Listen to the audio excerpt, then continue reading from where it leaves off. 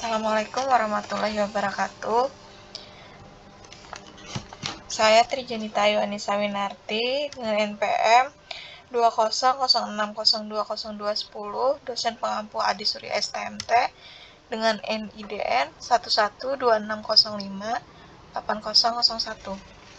Di sini saya akan mempresentasikan tugas makalah dasar-dasar rekayasa transportasi.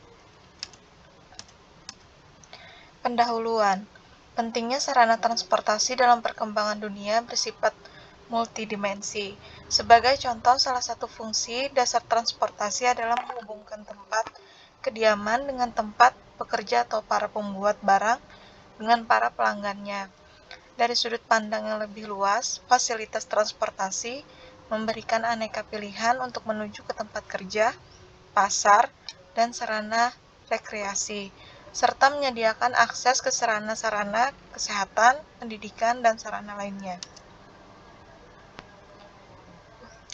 Definisi transportasi. Transportasi adalah pemindahan barang dan manusia dari tempat asal ke tempat tujuan. Unsur-unsur transportasi. Manusia yang membutuhkan, barang yang dibutuhkan, kendaraan sebagai alat atau sarana, jalan dan terminal sebagai prasarana transportasi, organisasi atau pengelola transportasi.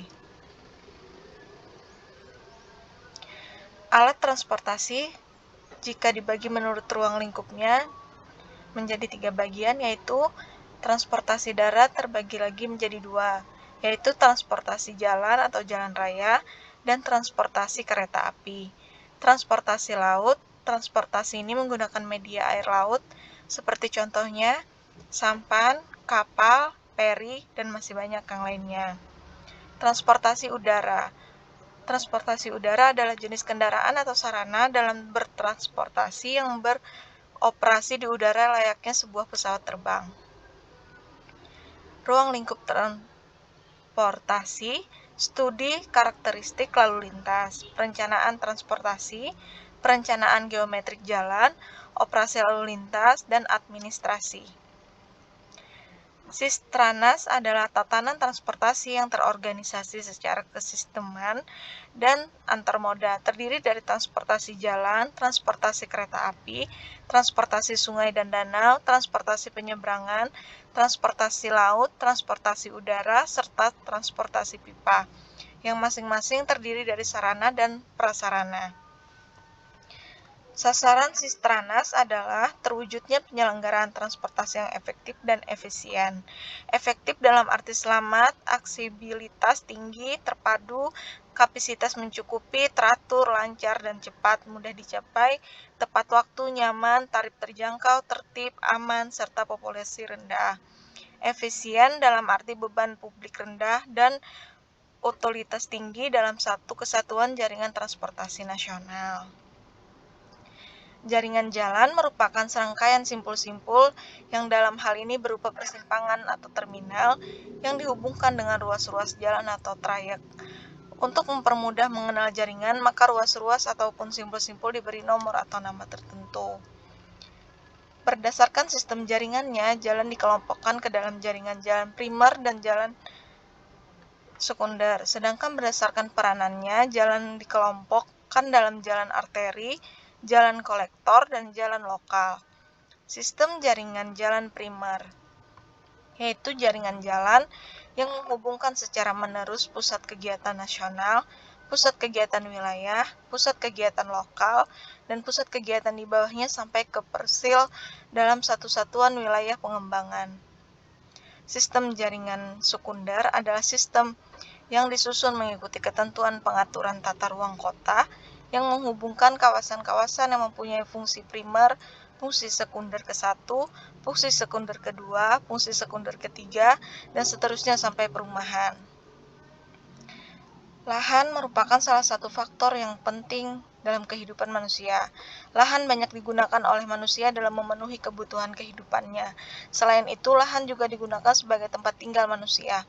Perencanaan tata peruntukan lahan sangat diperlukan agar semua fungsinya saling mendukung satu sama lain. Seperti halnya lahan yang dipakai untuk kepentingan publik berada di kawasan yang terjangkau. Tata guna lahan secara implisit mengandung pengertian ruang di dalamnya.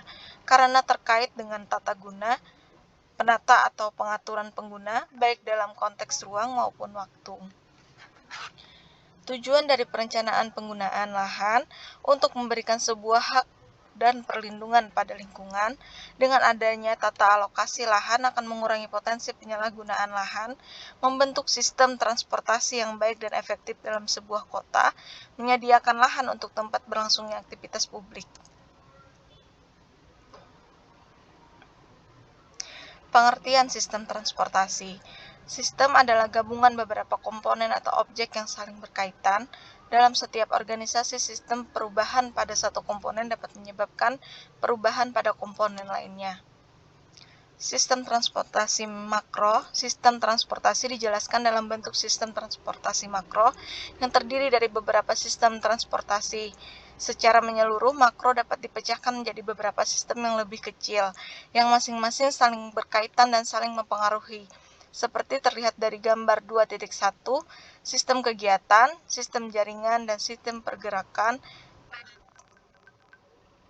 Sistem tata guna lahan transportasi, seluruh kegiatan yang berlangsung pada lahan ini disebut sebagai tata guna lahan, yang berpotensi menimbulkan arus perjalanan. Arus perjalanan yang efektif timbul dari satu tata guna lahan, berasal dari satu lokasi menuju ke lokasi lainnya, harus dilayani dengan dukungan aksibilitas melalui penyediaan sistem transportasi. Moda transportasi darat tidak semata yang melalui jalan raya, tetapi moda transportasi darat terdiri dari moda transportasi jalan rel atau kereta api, moda transportasi perairan melalui sungai, danau, dan selat, moda transportasi pipa, kabel, dan moda transportasi jalan raya. Berdasarkan jalan pelayanannya, moda transportasi dibedakan atas 3, yaitu angkutan pribadi, angkutan charteran atau sewaan, angkutan umum.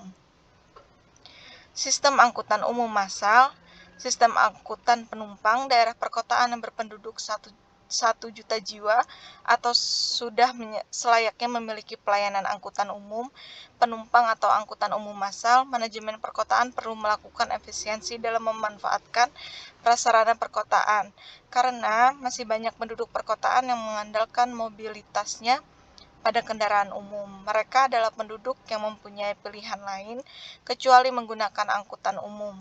Angkutan penumpang dengan angkutan umum adalah angkutan penumpang dengan menggunakan kendaraan umum dan dilaksanakan dengan sistem sewa atau bayar. Dalam permodelan pembangkitan pergerakan, hal yang perlu diperhatikan bukan saja pergerakan manusia, tetapi juga pergerakan barang, yaitu bangkitan pergerakan untuk manusia, tarikan pergerakan untuk manusia, bangkitan dan tarikan pergerakan untuk barang. Sekian presentasi dari saya. Terima kasih.